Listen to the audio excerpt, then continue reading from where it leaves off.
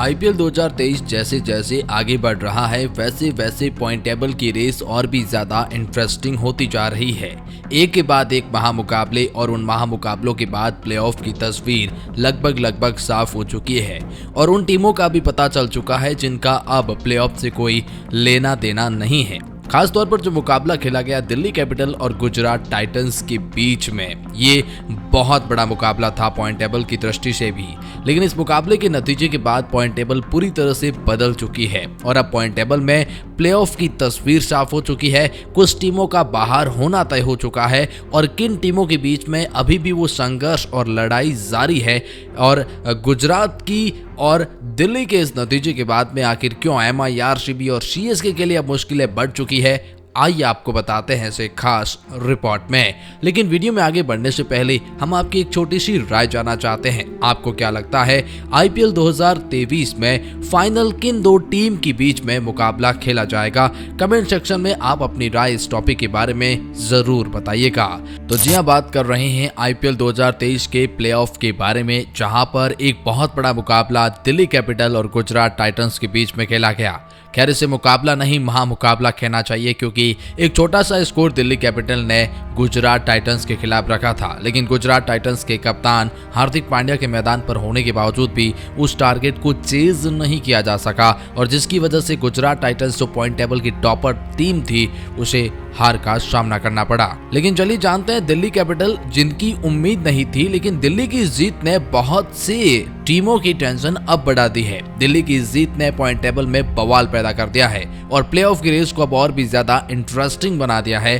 तो वहीं पर प्लेऑफ की कुछ टीमें तय हैं। आइए आपको बताते हैं इस महामुकाबले के बाद क्या है पूरी टीमों का हाल। पहले तो बात करते हैं कि किन टीमों की अब मुश्किलें बढ़ चुकी है। खैर, पॉइंट टेबल की बात की जाए तो अभी पॉइंट टेबल में 10वें पायदान पर नाम दिल्ली कैपिटल का ही आ रहा है। दिल्ली कैपिटल भले ही ये मुकाबला गुजरात टाइटंस के खिलाफ जीत चुकी हो, लेकिन दिल्ली कैपिटल 9 में से केवल 3 मुकाबले ही अब तक जीत पाई है और 6 पॉइंट के साथ में फिलहाल 10वें पायदान पर है। दिल्ली कैपिटल ने रोमांचक मुकाबले में जीत तो दर्ज करी, लेकिन इस रोमांचक मुकाबले में जीत दर्ज करने के बाद अब इनके लिए क्या समीकरण बनते हैं? दिल्ली कैपिटल को अब भी 5 मुकाबले खेलने हैं और पांचों के पांचों मुकाबले जीतने जरूरी है। अगर आप ऐसा सोचते हैं कि दिल्ली आने वाले 5 के 5 मुकाबले और जीत जाएगी तो फिर दिल्ली कैपिटल प्लेऑफ में जगह बना पाएगी। लेकिन दिल्ली कैपिटल अगर पांचों के एक भी मुकाबला हारती है तो फिर ये दूसरी टीमों के ऊपर डिपेंड हो जाएगी। 2 हारते ही ये प्लेऑफ से बाहर हो जाएगी। अब आपको क्या लगता है, दिल्ली यहां से जगह बनाएगी? अगर प्रैक्टिकली देखा जाए तो दिल्ली बाहर है। जीत के बावजूद भी दिल्ली की मुश्किलें बढ़ी हुई है। सनराइजर्स हैदराबाद का आता है। 8 में से 3 मुकाबले जीते हैं, 5 मुकाबले हारे हैं और 6 पॉइंट के साथ में 9th पोजीशन पर यह टीम बनी हुई है। अब सनराइजर हैदराबाद के पास 6 मुकाबले और बचे हैं। सनराइजर हैदराबाद को 6 में से 5 मुकाबले हर हाल में जीतने जरूरी है अगर जे प्लेऑफ में जगह बनानी है तो। सनराइजर हैदराबाद की बैटिंग बॉलिंग लाइनअप को देखा जाए तो आप नहीं कहेंगे कि 6 में से 5 मुकाबले ये टीम जीत सकती है। इसीलिए आप ये कहेंगे सनराइजर हैदराबाद का भी इस प्लेऑफ की रेस से पता कट चुका है, इनका कोई लेना देना नहीं है। अब ये मात्र औपचारिक तौर पर जुड़ी हुई है। ऐसा ही हाल कोलकाता नाइट राइडर का है जो फिलहाल पॉइंट टेबल में 8वें पायदान पर है। 9 में से 3 मुकाबले जीते हैं, 6 मुकाबले हारे हैं और 6 पॉइंट के साथ में ये टीम 8th पोजीशन पर है। अगर इस टीम को प्लेऑफ में जगह बनानी है तो आप कह सकते हैं कि बचे हैं 5 मुकाबले और पांचों के पांचों जीत जाती है तो ही 16 पॉइंट के साथ में ये टीम प्लेऑफ में जगह बना सकती है, वरना ये टीम जगह बना नहीं पाएगी। अब केकेआर के लिए सबसे बड़ी बात कि बचे हुए 5 के 5 जीतना एक बहुत बड़ी बात हो जाएगी क्योंकि सारे के सारे मुकाबले पॉइंट टेबल की टॉपर टीमों से भी होने वाले हैं। तो एक बहुत बड़ी राइवलरी रहेगी। तो आप नहीं कहेंगे कि केकेआर प्लेऑफ में जगह बना लेगी। तो इसलिए केकेआर भी इस रेस से बाहर है। अब ये 3 टीमें जिनके लिए तो मात्र औपचारिकता बची है, बाकी ये प्लेऑफ की रेस से बाहर है।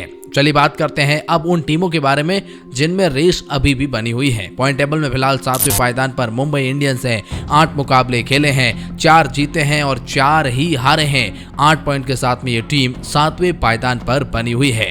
मुंबई इंडियंस की बात की जाए तो मुंबई को अब भी 6 मुकाबले और खेलने हैं और उसमें से 4 मुकाबले भी जीत जाती है तो मुंबई इंडियंस प्लेऑफ में जगह अपनी तो पक्की कर लेगी। इसीलिए कह सकते हैं मुंबई इंडियंस यहां से जगह बना भी सकती है और नहीं भी। और अगला मुकाबला मुंबई इंडियंस का भी होने वाला है तो वहां एक तस्वीर और साफ होगी।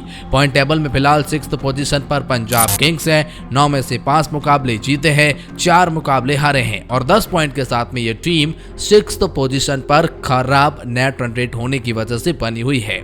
खैर आप कहेंगे तो पंजाब किंग्स ने भी अब 5 मुकाबले और खेलने हैं और उसमें से अगर 3 मुकाबले भी जीत जाते हैं तो फिर पंजाब किंग्स क्वालिफाई कर जाएगा प्लेऑफ की रेस में, अन्यथा ये टीम बाहर हो जाएगी। पंजाब के लिए रास्ता आसान नहीं क्योंकि पॉइंट टेबल की टॉपर टीमों से इन्हें भिड़ना होगा।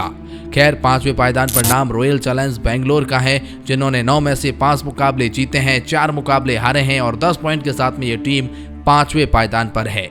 इन्हें भी प्लेऑफ में जगह बनाने के लिए बचे हुए 5 मुकाबलों में से 3 मुकाबले हर हाल में जीतने जरूरी हैं। अगर 3 जीत जाते हैं तो ये 100% क्वालिफाई करेंगे, किसी दूसरी टीम के ऊपर डिपेंड होना नहीं पड़ेगा। ऐसा हाल पॉइंट टेबल की चौथे पायदान की टीम यानी चेन्नई सुपर किंग्स का है।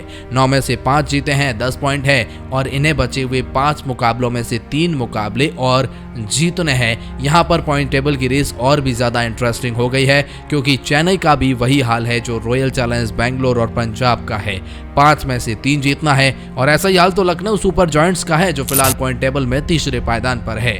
9 में से 5 मुकाबले जीते हैं, 4 हारे हैं, 10 पॉइंट के साथ में ये टीम फिलहाल पॉइंट टेबल में तीसरे पायदान पर है। लेकिन आप कहेंगे तो फिर इस टीम को भी 5 मुकाबले खेलने हैं, 3 ही मुकाबले जीतने हैं प्लेऑफ में जगह बनाने के लिए। और ऐसा ही हाल राजस्थान रॉयल का है, यानी कि इन्होंने भी 9 मुकाबले खेले हैं, 5 जीते हैं और 10 पॉइंट के साथ में ये टीम दूसरे पायदान पर है। 5 मुकाबले इन्हें भी और खेलने हैं और उसमें से 3 ही जीतने हैं। अब आप कहेंगे ये दूसरे पायदान से लेकर 6th पोजीशन तक यानी टोटल 5 टीमों के बीच में 3 स्लॉट को लेकर जबरदस्त जंग छिड़ी हुई है और सबके समीकरण एक समान है, 5 में से 3 जीतना है। अब गुजरात खैर पॉइंट टेबल में पहले पायदान पर नाम गुजरात टाइटंस का आता है और गुजरात टाइटंस 9 में से 6 मुकाबले जीती है, 3 मुकाबले हारी है, 12 पॉइंट के साथ में पहले पायदान पर है। गुजरात टाइटंस के लिए अब क्या समीकरण बनते हैं, उन्हें प्लेऑफ में जगह बनाने के लिए क्या करना होगा? तो गुजरात ने 9 तो खेले हैं, 5 मुकाबले और खेलने हैं गुजरात टाइटंस को। गुजरात टाइटंस अगर 5 में से 2 मुकाबले भी जीत जाती है तो यहां से गुजरात टाइटंस प्लेऑफ में जगह बनाएगी। तो बात सही कहेंगे कि गुजरात की जगह पक्की हो गई है, 3 नीचे की टीमों का बाहर होना तय हो गया है, यानी 4 टीमों का काम तो हो गया है। अब बची हैं 6 टीमें और स्लॉट है 3। आपकी राय में कौन बनाएगी जगह, कमेंट में बताइएगा।